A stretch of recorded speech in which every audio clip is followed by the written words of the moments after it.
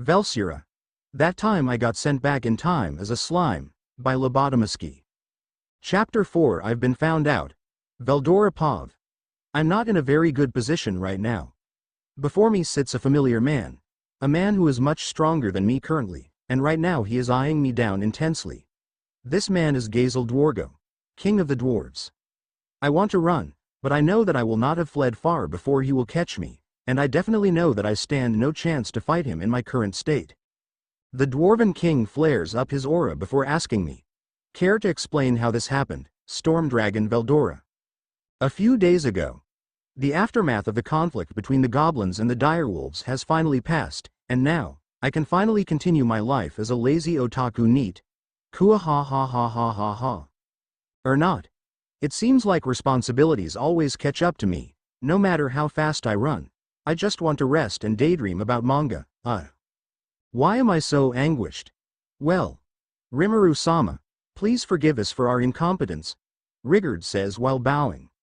I looked at the house that he built, a shabby structure whose wooden supports are barely being held together by thin strands of fabric. I guess I should have expected this. I sighed. It seems like traveling to Dwargon is an absolutely necessary step. It's alright. I won't fault you for being unable to do something. What you lack is the necessary skills to build houses, and that is not a problem we can fix alone. The goblins all dropped their heads, disappointed in their inabilities. No need to be so sorrowful about this, my dear subordinates.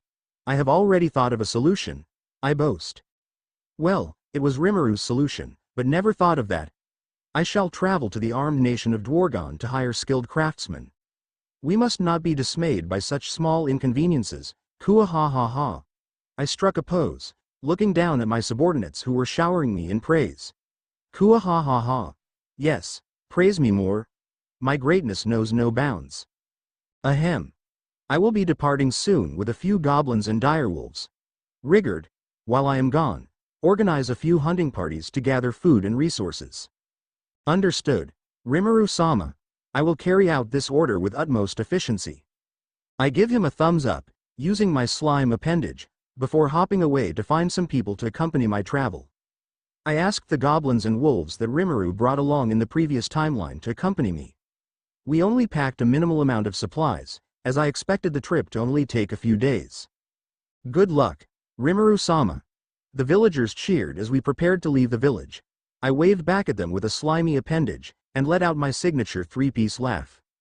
Kua ha ha ha. Onwards, my dear subordinates. Soon, the glory of Empire of Jura Tempest shall be known throughout the world. A few days later, after riding through the forest on the back of Ranga, our party has finally made it to the border of the Jura forest.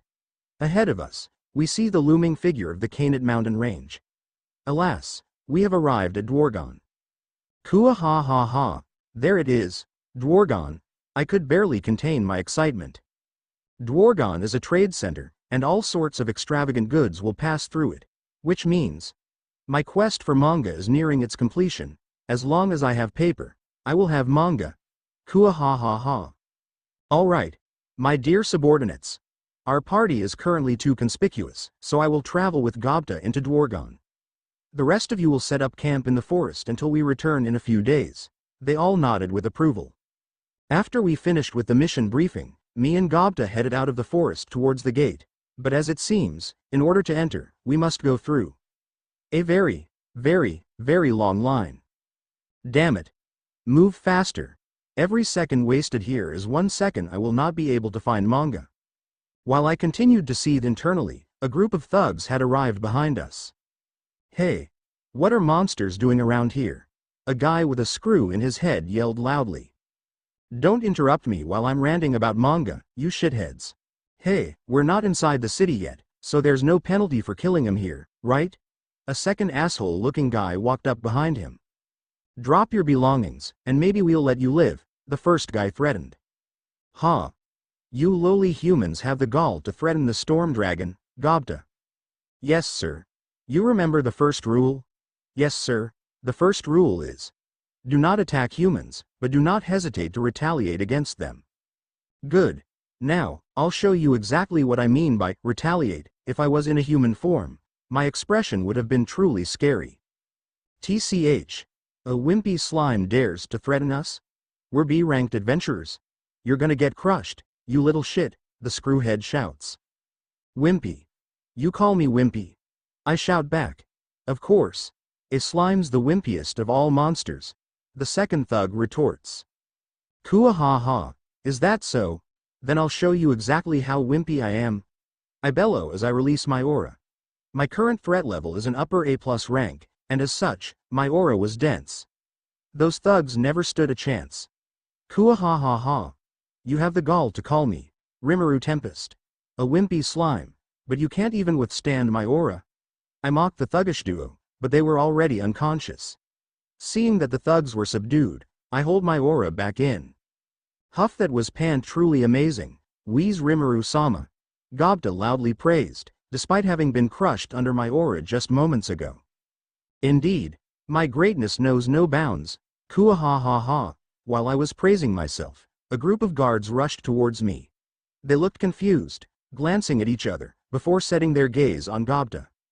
You. Goblin. Are you the owner of the aura that appeared just now? Gobta wholly stared back in confusion. Kua ha ha ha. Fools. The owner of the aura is none other than I, Rimuru Tempest. The guards glanced at each other, contemplating whether to believe me, before settling on believing me. Indeed, recognize my greatness, little ones. Unfortunately, recognizing my greatness also meant subduing me and throwing me into a cell. As for how they subdued me, well, I allowed them to. It's best to follow Rimuru's memories for now, so that I know what to expect in the future. But fate once again hoodwinks me. Instead of rewarding my prudency with a meeting with Kaijin, I have been given a meeting with the Dwarf King. After the guards threw me into a cell, some elf lady came and teleported me to the royal palace. You are a dangerous creature that requires our utmost attention, so be grateful, as you have been granted a direct audience with the king himself. Was what she said. Why would I be grateful? It's not as if I want to meet him. The timeline is ruined. My pleas go unanswered as I am dragged away, which leads me to my current predicament. Care to explain how this happened, Storm Dragon Veldora?